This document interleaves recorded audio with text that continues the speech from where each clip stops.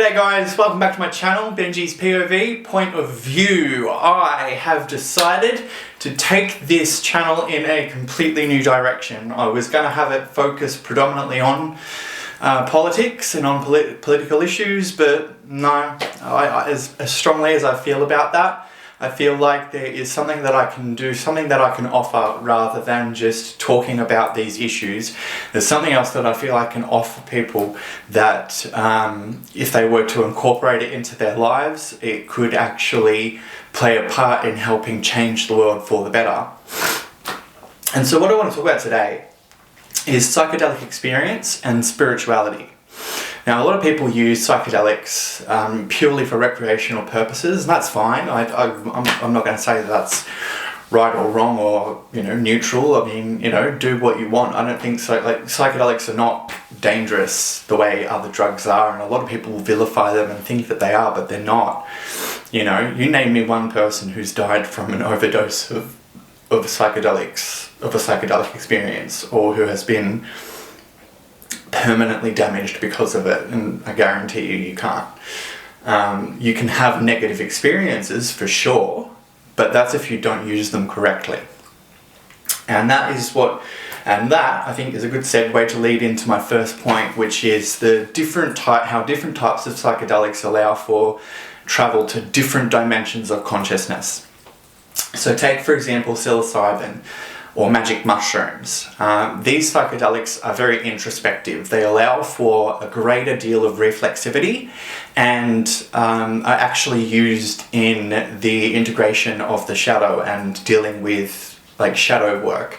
So shadow work, that's referencing Carl Jung, a psychoanalyst or psychiatrist from the 1950s or 60s, around about that time, came up with the archetype of the shadow. This is that part of ourselves all those parts of ourselves that we reject, that we're ashamed of, whether we're supposed to be ashamed of them, whether we're supposed to reject them or not, or because society has told us to reject them, or someone that we want their approval, they've told us to reject them, and they've told us that those parts of ourselves are bad, so we bury them and we reject them in ourselves. And then when we see someone else freely expressing these traits, we can often end up lashing out at them and projecting our own self-hatred onto them, projecting our own self-judgment onto them for freely exhibiting behaviours that we have a natural proclivity towards doing and exhibiting, but aren't allowing ourselves to do. And rather than acknowledging that we're not allowing ourselves to do what is a natural part of our self-expression, we throw that self-loathing and self-judgment onto someone who is naturally expressing that. It's why you'll come across a lot of guys, heterosexual guys who are vehemently and violently homophobic, but deep down they secretly want to try it. Or it's also why, for me, myself, I realized that my intellect was something that people would often, at school, my peers would often bully me for. I wasn't allowed to be smarter than everyone else in the class, and I eventually was put in extension class programs, and then eventually put into being year 10 doing year 11 and year 12 subjects. Be put in, I'd be in year 10 doing year 11 and year 12 subjects, things like that. But because I had been taught via bullying and peer pressure that my having an intellect above the average was not okay and led to my being ostracized, I would bury it within myself. I'd try and dumb myself down. And it was only through meditation, which is another way in which you can shift your consciousness to higher levels of dimensional thinking. Through meditation, which is another way in which you can heighten your consciousness to a higher level of thinking. And by the time that I did this, I'd already been on my psychedelic journey for some time, and so I was able to induce a mild psychedelic experience without psychedelics, purely just through meditation, which a lot of people can do. It just takes a lot of dedication and practice. And it was through that experience that I realized that the moments when I would be in group discussion with someone, and it was through that when I It was through that experience that I realized whenever I was in a group discussion with people and someone said something that was really well articulated and profound and had people responding in like a, wow, that's really insane, like that's so cool, I never thought of it that way, be praising this person for their intellect, and I would all of a sudden just try and find a way to say, to add to the conversation something at least as equally profound, if not more so, because I wanted that recognition. But I didn't recognize that that's what I was doing until I started doing some shadow work, and I realized that there was this narcissism being expressed in me coming from my shadow, because I wasn't freely allowing myself to be the intellectual type that I am. So I started to freely be the intellectual type that I am, and those who could keep up with me kept up with me, and those who couldn't keep up with me, well, they couldn't keep up with me. But I stopped projecting, and I stopped judging, and I started to accept that part of myself, and now I embrace it. So then you're like, so yeah, like psilocybin mushrooms also, like, you know, my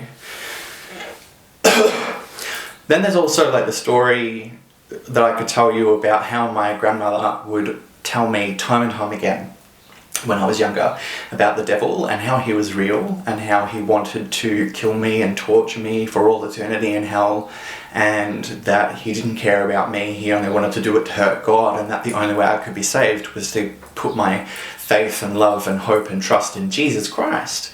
And that gave me a lot of nightmares, it gave me a lot of neuroses. When I was younger, I'd go to sleep hugging a Bible, because I thought if a demon tries to possess me, the fact that the Bible's touching me will burn it, and it will get out of me, and it won't be able to possess me. Random, I know, but I was like, 10, 11, 12 years old when I did this.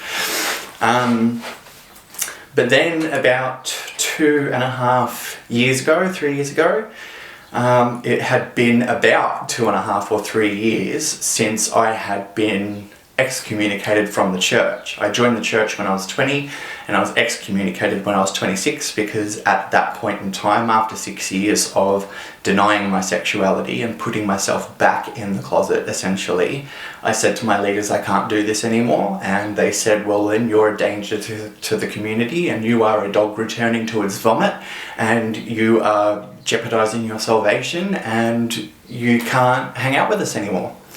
Which was crushing. It was crushing, because I'd experienced ostracization because of my sexuality from peers all throughout my schooling. I had experienced it from my parents as soon as they came out of the closet, and I started to be more open about it. They would lash out at me because they didn't like how they were going to be perceived by people in the community. Because they had a son who was gay and had some flamboyant tendencies. And back then I was actually a lot more effeminate than what I am now, because I was still trying to figure out who I was. I had for so long tried to pretend to be someone else, so I didn't really know who I was. I hadn't had the chance to figure it out, and Magda Shabansky, I don't really know if I'm pronouncing that right, but she's in Kath and Kim. She was the face of Jetstar for a while. And she's queer, and she's once said that to be queer is to be a part of a community of one, essentially, or something along those lines, where growing up queer, there is no one you can look to, your age or older, who is a role model for you to know how to behave, how to act, how to grow, how to interact, because everyone else is doing it through a heterosexual lens, and that's just not how you are wired when you're queer. So you don't really have anyone else to help you figure that out. So once I came out of the closet, I started to try and figure out myself, and I was very effeminate back then, and I copped a lot of crap from it from my folks. But anyway, like I hadn't copped enough of it from people at school, but that's besides the point. The thing is that about 2 or 3 years ago, it had been about 2 years or so since my excommunication from the church. I had lost my faith in God. I don't believe in him anymore. I now consider myself a shaman, a shamanic person. But I lost my faith in God, but I still had this debilitating fear scratching at the back of my subconscious, or at the back of my conscious mind even, saying, you know, you're going to go to hell when you die, you're going to burn for all eternity because you're gay, and you're giving in to being gay because that's what you were told ever since you were 6 years old. And I was like, oh my God, like I was just wrestling with that hardcore. And then I went on what shamans would call a vision quest, or where you go on a trip deliberately to be reflexive and introspective. And the thing is that when people go on trips and they have bad trips, it's because the psychedelics are trying to take their minds in a certain direction, and they are resisting the direction that the psychedelics are trying to take their minds, especially if the psychedelics are bringing up things about themselves that are confronting, like in their shadow. You know, they're like bringing up certain aspects of their shadow, and they don't want to confront it, so they try and go away from it because they want to have a la-da fun experience. They're going to end up having high anxiety, because the psychedelics, you know, primarily have been used by shamans for anywhere between 40,000 and 100,000 years, depending on the historian that you talk to or the anthropologist that you talk to, for the purposes of healing trauma.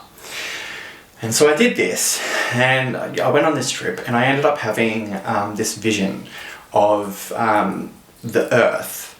It was, you know, this circle was the Earth, but the one half of the circumference of the Earth was the head, nape of the neck, back, bum, and curled up feet of a fetus, you know, as if it was in the womb.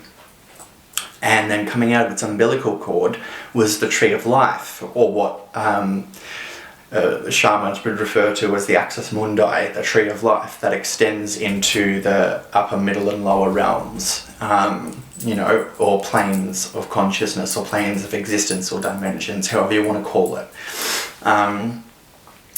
And, you know, out of its umbilical cord, yeah, it just came the tree of life, and it kind of like came out and completed the circumference of the Earth. And in that moment, like streams of rivers and stuff, as well as tree branches and vines and all sorts of, you know, all sorts of plantation was coming out of it, and it was really beautiful to behold. And I realized that there was a circular aspect to life. And this is before I'd even come across the first law of thermodynamics, which I'll get to, which refers to energy not being created nor destroyed, but only transferred. So I'll get to that in a minute. But essentially, I had this vision, and I realized that life was circular.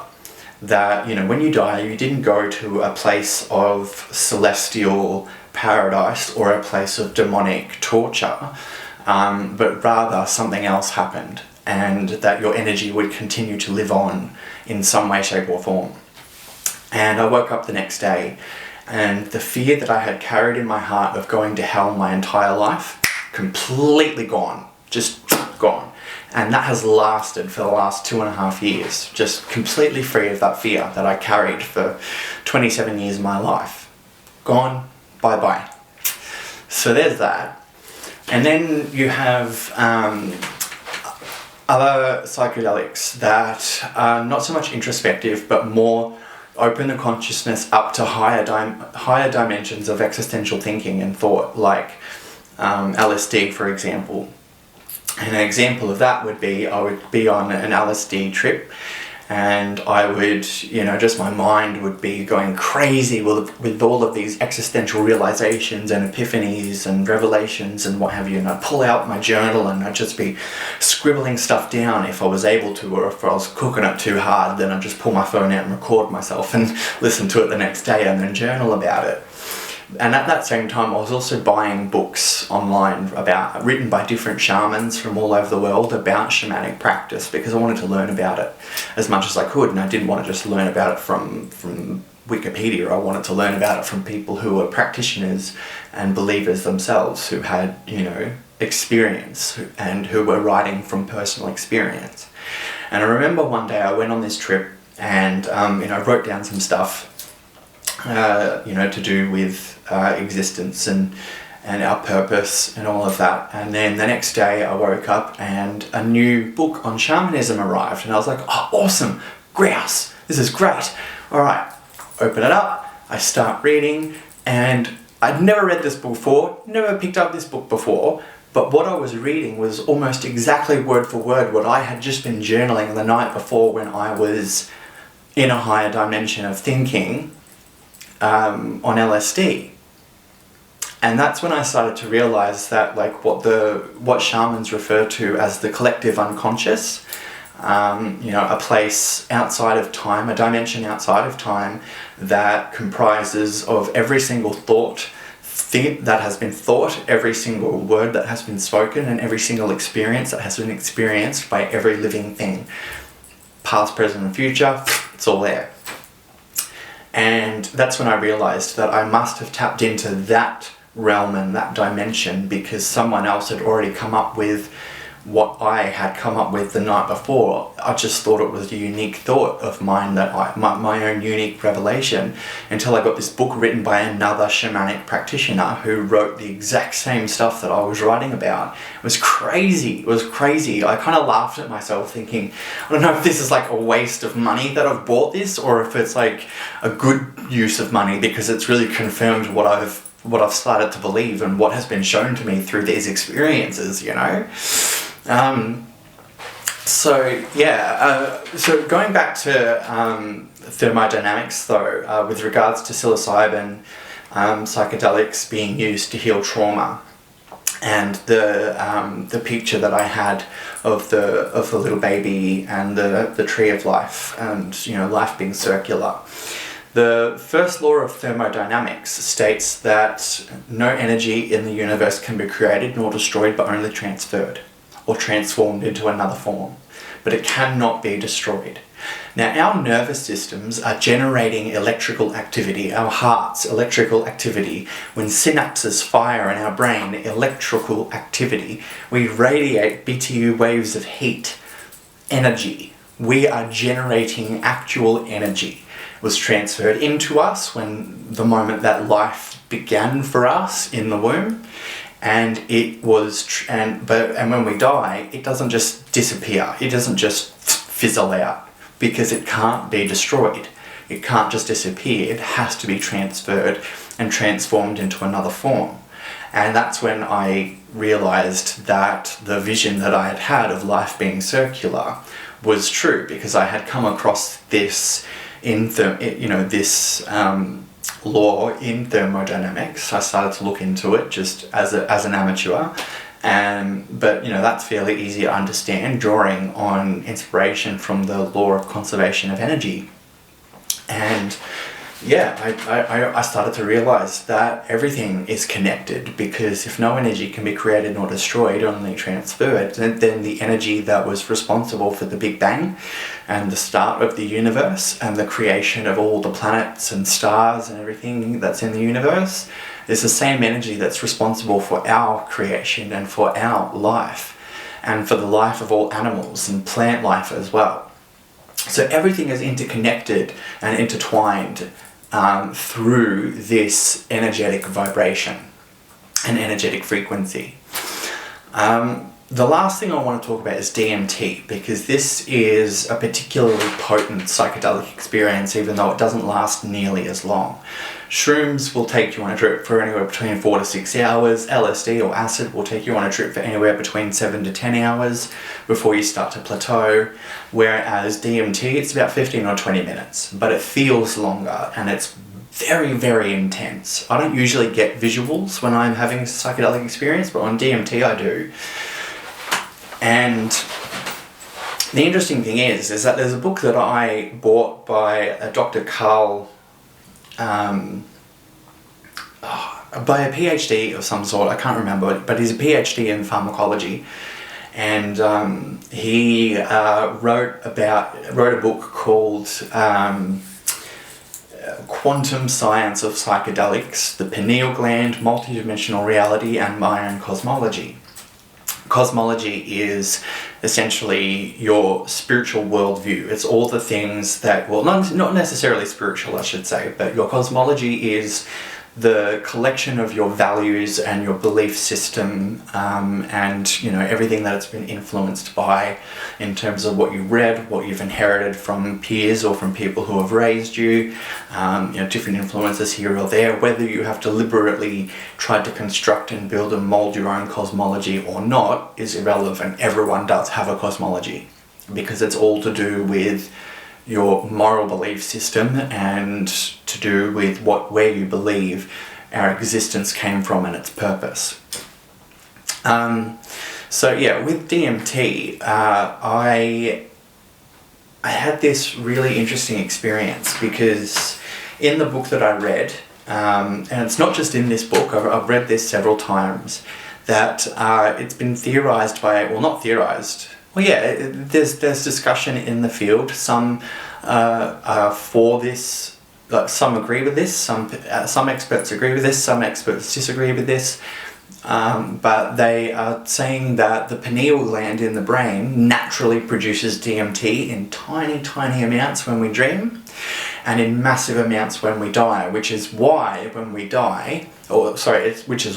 people have near-death experiences that they come back from, they often report having heavenly, celestial experiences or out-of-body experiences, where they saw themselves from above, floating above. They saw themselves on a hospital bed with doctors working on them and what have you.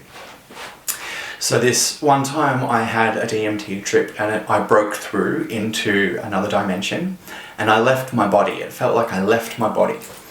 And I had my eyes closed at the time, and when I opened my eyes, I came back into my body, but I was no longer sitting in my lounge room, listening to music.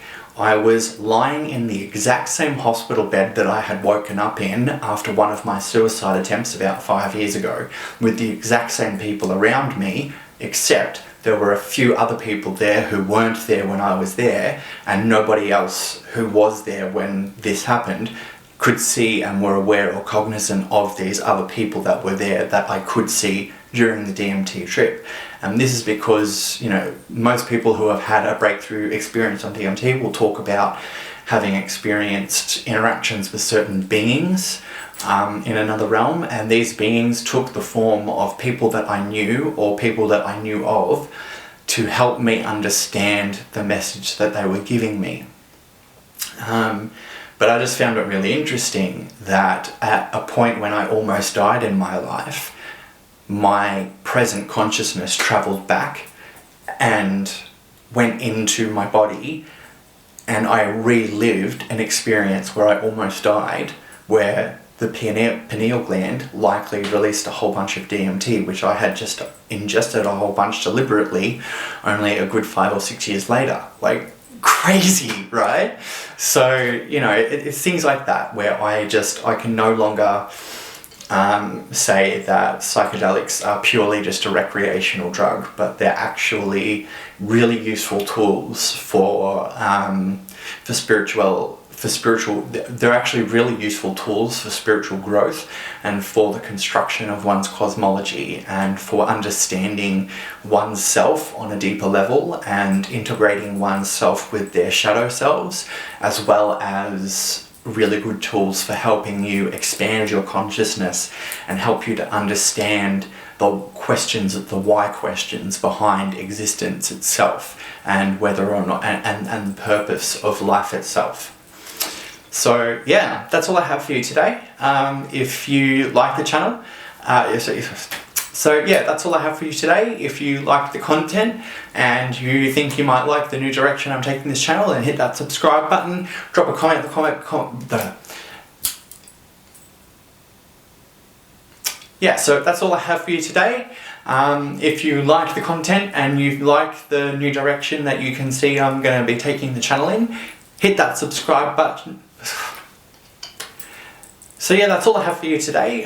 If you enjoyed the content and you think you might enjoy this new direction, hit that subscribe button, click that notification bell, drop a comment in the comment box below. I would love to start an open dialogue with people about, not just about politics. So, I'll bring politics up from time to time still, because I feel very strongly about them. But the focus of this channel, I want it to be about how spiritual experiences and spirituality doesn't have to be a bunch of hoo-ha, hooey, and it doesn't have to be restricted into religious dogma, and it can look however you want it to look. It can be your own unique eclectic influence, your own unique eclectic, it can be your own unique collective amalgamation of influences from sciences and psychology and even different spiritualities. You know, mine was made up of what I thought was several different spiritual practices until I realised that they all fit in quite neatly with shamanism, but that's just me personally. You don't have to be a super spiritual person in order to incorporate some sort of spirituality into your life that allows you to become more in touch with yourself and more healed on the inside and more whole and integrated in a way that allows you to improve your interpersonal relationships and improve your impact on the world. So that's it for today. Have a good one.